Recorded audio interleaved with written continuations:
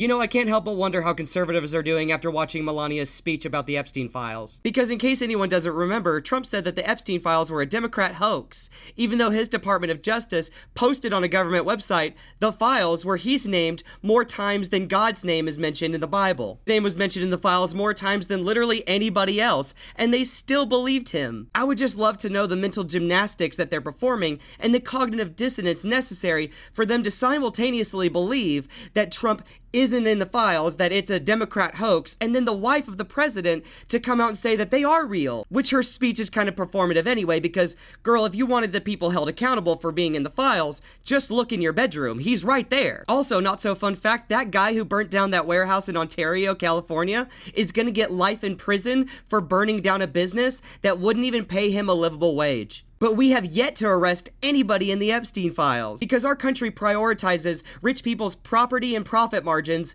over the well-being of children. And Pam Bondi didn't show up for her subpoena about covering up the people in the Epstein files. People guilty of essaying children, of being a part of the largest child trafficking ring known to man in modern history, and Pam Bondi and Kash Patel just covered it up, and they're gonna face no consequences for that. Honestly, at this point, the US justice system is a complete joke, and I hope that very soon the American public bands together to call for a march on Washington to hold the people in the files accountable. Because obviously our government isn't gonna do it because they're all in it. So if our government isn't gonna do it, it looks like we're gonna have to make them. Thank you all so much for watching, and I appreciate your face.